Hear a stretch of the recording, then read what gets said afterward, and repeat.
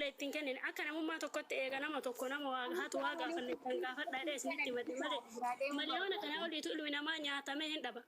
Muhammad yoo taate ammallee hin jedhan bichaa misanii ol warra nyaatee fiidiyoo irra waraabbatee qabu warra doorsisu jira. Dhugaa yoo taate ammaayyuu itti deebi'an. Kun dalagaa Muhammad har'allee borullee. Haa nyaatu moo namni birrii nama nyaata har'a nama nyaata malee birqii miti birrii nyaatamu kan nyaate miidhama malee kan nyaatame miidhama miti wallaala yaada namni asirraa qabuu fi karakka waa jedhullee waa jedha malee yoo naa galtes haqa kiyya yoo na nyaates ani har'a dhiisa milqee amallee isan dhiisu isa nyaatti malee har'aaf na nyaate malee boruuf haqa kiyya naaf galchuuf guyyaa qaba. Jedhee dalagaa isaati kun dalagaa isaati meeqarraa fiidiyoo waraabbatee ijoollee meeqa nama an beeku jira bar ijoolleen kontiraataa baasee birri irraa nyaatee buluukii Yuzar inni gaafsani gaafni akkaataan beellama kennaa. Gaafsanuu baabaan kabajaa keessanii malee namichi sun nan bifnee barmana san keessatti arrabaan. Baabaa bannaa arrabsan gaafsan isin kabajeetti cal'ise malee haga dubartuu makiyyaatitti silaanillee inuma arrabsa. Na arrabsi bargaafsanuu. Irraa dhaabee barmaamaati. Ani barsi irraa dhaabeera. Kamiifuu ati walumaa galatti ani amma dhimma isaa osoo hin taane walii beellamnee jirra. Inni saqa isiin kennaafi namni sun haa dhufuu jedhe. Atis nama san hin fidadhaa jette. Namni sun anaafuu bilbilee haidhe kan keessa bira akka jiru dubbachaa ture. Ati maaliif osseentee haasaa akkasii haasofteedha malee waan. Haidha kana jiruun nan arrabsine bara nammallee wanni fiidiyoo fi haidhi sii galtee ijoolleen jennaan naan galle waan fiidiyoo na baasaniif hin beeku. Warra malaa irraa waraabbatee fiidiyoo bira kaayee doorsisuun seeyaa baabaa fiidiyoo na baasisedhee mana fiidiyoo na baasan jedhee an har'allee burullee. Kun dalagaa Muhammad har'allee burullee siraa isaa jedhee jira. Amma gara itti himatu wallaalee taa'u jiru. Ani yoo dhaballee birree naga kana homaa miti. Ati viidiyoon baate akkaataa jirtu viidiyoon ba'uun wanni waasirraa hir'isu hin jiru wanni waasii dabalu tokko hin jiru. Garuu qulqullummaa koo keessa wanni koo ka beeku rabbii namni viidiyoon eenyummaan kan keetiif eenyummaan isaallee haa baramu uummanni illee haa argu jedhee namni viidiyoon ba'a jedhe ana. Qullaa keetii miti viidiyoon kaas baate nama argiteetiin akka intala musliimaa takkatti as baatee dubbachaatiin hin turte. Eenyullee yoo ta'e hin dubbata viidiyoon as ba'ee. Kana waan walitti dhufu walitti fida waan walitti hin dhufne immoo walitti hin fidina. Walumaa galatti haqa kan kee akka an siin gaafanne namni godhe siin jaabara. Walii beellama cabsitee namni komitti ka'e si malee anaa miti. Baabaa rakkoon qabu nallee gaafattanii gaafatuu baattanii Muhammadiin kudha lama calleen kamana jala jiru kana birrii kiyya akka nyaatetti Muhammad akka hattuu ta'etti. Akkas. Assalamu alaikum. Waalaikum salaam wa rahmatullah. Nagaa waltanii. Naguma akka. Amina. Ayyaan alhamdulillah. Jirta lakkoofsa tokko.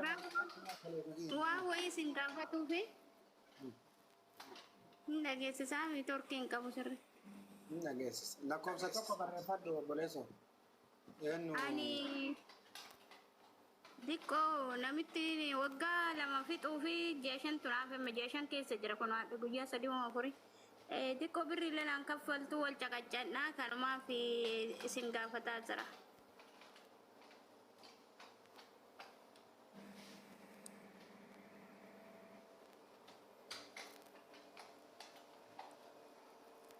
Dubbadhu kaa. Anis in dhageettani birri amma jaa kana birri jaa kana naan kenneenis in kennu naan jette maaliif jennaan in kennu maal taata ittena biraalitte anillee deebiin gaafannee madalagaa jira jaa fixatu waggaa lama fixatu jeeshan bichaan naaf. Komati xiqqoolillee dhuftanii asirratti himatina. Madaamiin tuni ji'a shantu si hafe birrii kana kennu siin jette akka qalditti siin jette moo lakki akkuma kumna garitti. Yaa baaba waluma caqaccan waggaa tokko geette waggaa tokko fixeetumaan na caqaccaquu qabdee takka harkaan natti fiiddii obseetumaan malee onna xiqqaa miti obseetumaan hagana ture gizema hundaa honna hojjedhullee hojjenne jetti maati mataa hin qabdu jettee durallee waggaa afur hojjedhee mana namaati Itoophiyaa galee as deebi'ee wallahi laazii hedduu waan akkana argeen beeku onna xiqqoo miti gizee tokko gaafa ayyaana arafaa saffaanaa dhoofte macaddise bakka yaa rabbi tana keessa na baase yaa rabbi bakki hunduu tokko meedee caddise bira taa'e.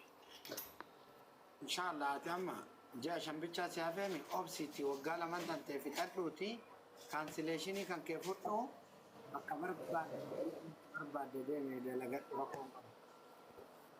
Isaan mammare akkamitti reekuno amma caqacaqi buusuu natti jammarteertam wallahi baay'ee tokko walla obseetuma.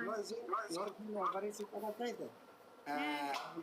Callisini akkaataa saniin anjalataa isin jedhu biiroo keetiin bilbili. Ani humna kiyya ol ta'ee jira. Mataa kiyya nadhaa jirtiiti. Ani bakka humna kiyya ol ta'ee jira jedhiini ittiin warra biirootitti. Itti dallaala na fidetti na jala kaasuu dide dallaaltichatti bilbilee qaata itti bilbilee.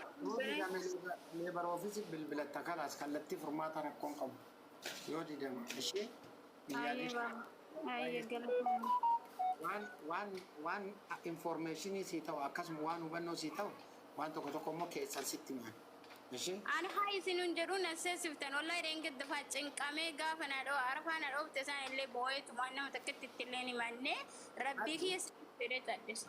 Ati ilaali warra biiroo gaafattee si didanii kallattii furmaataa namni waa amma kun amma waa hubannoo barbaadan naa bilbila ila waan akkana namoonni gurgurtti bilbilanii oolanii ni fadhu'anii deebisaatuma oolaa warroonni quma qaba ammas miiskooliin godinaan irratti anamma rakkoon maali miiskooliin deebisuan deemtee na koma bilbileen beeku kijibu faadaan qabu amma obboleessa kiyyaan dhaqiitiin naa gaafadhennaan nama biraa naa gaafadhennaan ani isaan beekaan gaafadhennaan ammas hin gaafadhe waggaa tokko taare yaanni kun wanti natti cimee jedhee bakka dabaruma qabdi jedhee waan akkanaa haga waggaa afur hojjedhu waan akkanaa na qunnamee illee hin beeku argee illee hin beeku walla. Abshir bakka waan jiru ani bal'inaan si himaan kallattii furmaata waggaaf ji'a shan eega dalaayite samitti aseenanii kallattii furmaataa sitti magaruu ragaa qabatamaa qabadhu akkasii godhu. Qabaat durallee bilbilanii warri biiroo nuuf fidennaan na fiduu didde malee bilbilanii himatte naan jetti himadhee faaga himadhee kana faa duraa saamunaa naa bitti narraa dhaabde bakka himadhu bakka na. Mati amma mirgaaf dirqama kan keetti irratti hundaa'ii tokkoffaa sa'aatii keetiin dalagii sa'aatii keetitti rafi yoo isaan dubbiisi godhan seeratti nimatta sa'aatii kan keen dalayda sa'aatii kenna mirga kee dirqama kan kee adda baasan keessan suuta sitti. Isinitti magaalatooma. Sa'aatii dheeraa namarraa fudhata namni tokko. Baba kiyya dhiifama wajjiniin anaaf hin xumurture ana zeddoodha. Kan keellee irra qabee ilaalaan amma miidiyaa kanarra dawwalurra keessumaan dawwalutti na irra wayya. Beeku baba kiyya. Nama wal sattaruu rabbitu wal sattaraa jedhe dhiisi. Sattarumaa caalaa keessumaan gaafanna. Beeku baba kiyya. Ishi naaf galatoome baay'ee. Nureeraa nuuf jiraadhu. Aamin namni biraa. Warahmatullahi wabarakatuh. Waalaikumsalam sooretti dhufuuf. Akkam naguma. Angaafiin qabaa nagaama.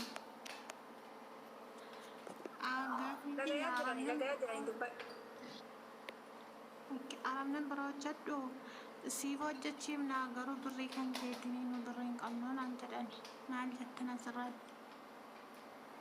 Si hojjechiifna birrii keetiin siin jennu fi kanuma bira dalayda. Nama bira dalagdaa garuu nu birrii hin qabnu si hojjechiisuutti birrii kan keetiin garuu siif hojjechiifna jedhan. Afaan Arabiitiin samii seenaa jechuun maal jechuun?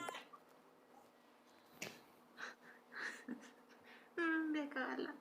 Bakka akkas jedhin afaan Arabiitiin ani hin beeku samii seenaa jechuun birrii kan keetiin yoo ta'e ati kafiila barbaadattee kafiila nama sii ta'u barbaadattee mallaqa kee kafaltee bakka barbaadde akka si dalagattu xalayaa irraa fudhattee akkaataa saniin dalagachuutu